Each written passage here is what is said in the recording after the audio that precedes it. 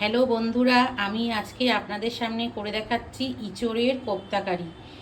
ইঁচড়ের কোপ্তাকারি করতে প্রথমেই লাগবে ইঁচড়। আমি এখানে ইঁচড়টাকে এইভাবে কেটে নুন আর হলুদ দিয়ে সেদ্ধ করে নিয়েছি। আর লাগবে কাজু বাদাম, টমেটো, আদা, টক দই, কিছুটা পরিমাণে ফ্রেশ ক্রিম, বেসন আর কর্নফ্লাওয়ার আর সামান্য ভাজা মশলা। এই পাঁচফোড়ন, ধনে, জিরা এটাকে আমি গরম করে মিক্সিতে গুঁড়ো করে নিয়েছি। তবে চলুন শুরু করা যাক আজকে আমার রেসিপি ইঁচড়ের কোপ্তাকারি। প্রথমেই আমি সেদ্ধ ইঁচড়টাকে হাতের সাহায্যে এইভাবে ভালো করে চটকে নিচ্ছি। খুব ভালো করে হাতের সাহায্যে চটকে নেবেন। ইঁচড়টা আমার ভালোভাবে চটকানো হয়ে গেছে। এবার এর মধ্যে আমি দিয়ে দিচ্ছি স্বাদ মতো লবণ, চিনি, কিছুটা পরিমাণে জিরার গুঁড়ো, হলুদ গুঁড়ো,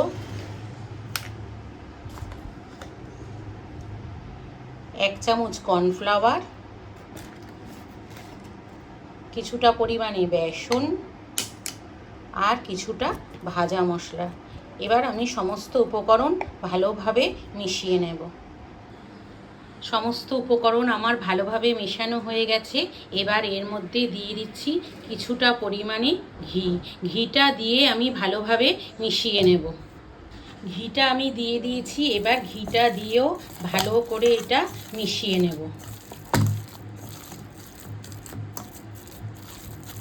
তারপর এগুলিকে এরকম বলের সাইজে ছোট ছোট কোপ্তা আকারে গড়ে নেব। আমার কোপ্তাগুলি একদম রেডি হয়ে গেছে। এবার এইগুলিকে আমি ডিপ ফ্রাই করে নেব। গ্যাসে কড়াই বসিয়ে তেল দিয়ে দিয়েছি। তেলটাও গরম হয়ে গেছে। এবার আস্তে আস্তে বড়াগুলিকে ছেড়ে দেব।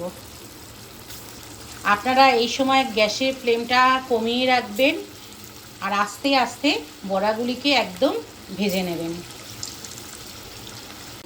কোপ্তাগুলি আপনারা এরকম লাল লাল করে ভেজে নেবেন।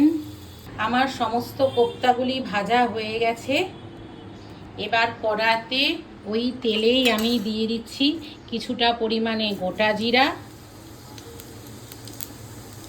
দারচিনি, এলাচ আর কয়েকটা লবঙ্গ ফোড়ন দিয়ে ভালোভাবে নাড়িয়ে নিচ্ছি।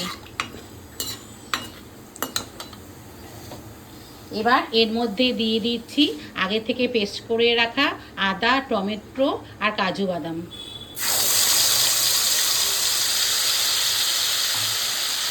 দিয়ে ভালোভাবে নাড়িয়ে নিচ্ছি। মশলাটা আমার ভালোভাবে কষা হয়ে গেছে। এবার এর মধ্যে দিয়ে দিচ্ছি কিছুটা পরিমাণে হলুদ গুঁড়ো, কাশ্মীরি মির্চ, লবণ আর স্বাদ মতো চিনি। সমস্ত উপকরণ দিয়ে আবার ভালোভাবে নাড়িয়ে নেব।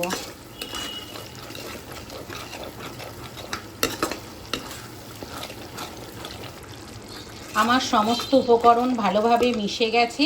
এবার এর মধ্যে দিয়ে দিচ্ছি আগে থেকে ফেটিয়ে রাখা টক দই। টক দই দিয়েও ভালোভাবে নাড়িয়ে নেব।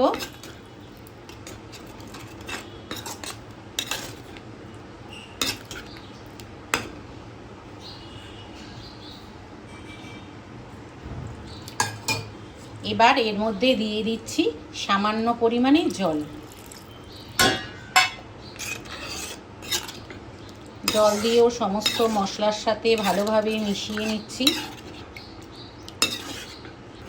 ঝোলটা আমার ভালোভাবে ফুটে গেছে।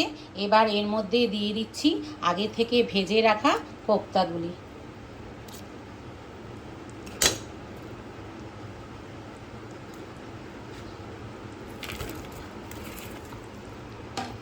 সমস্ত কোপ্তা দিয়ে ভালোভাবে আমি মিশিয়ে নিচ্ছি। আমার কোপ্তাগুলি ঝোলের সাথে ভালোভাবে মিশে গেছে। এবার উপর থেকে দিয়ে দিচ্ছি কিছুটা পরিমাণে ফ্রেশ ক্রিম।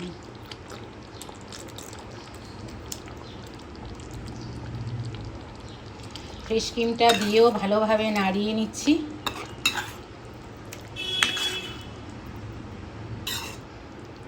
আমার ইঁচড়ের কোপ্তা কারি অলমোস্ট রেডি হয়ে গেছে। এবার এর মধ্যে ওপর থেকে ছড়িয়ে দিচ্ছি কিছুটা পরিমাণে ঘি আর দিয়ে দিচ্ছি শাহি গরম মশলার গুঁড়ো।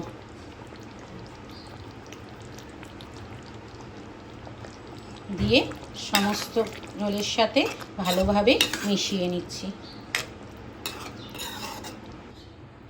আমার ইঁচড়ের কোপ্তা কারিটা একদম রেডি হয়ে গেছে, দেখতেও খুব সুন্দর হয়েছে। আপনাদের যদি এই রেসিপিটা ভালো লাগে তাহলে বাড়িতে অবশ্যই একদিন বানাবেন।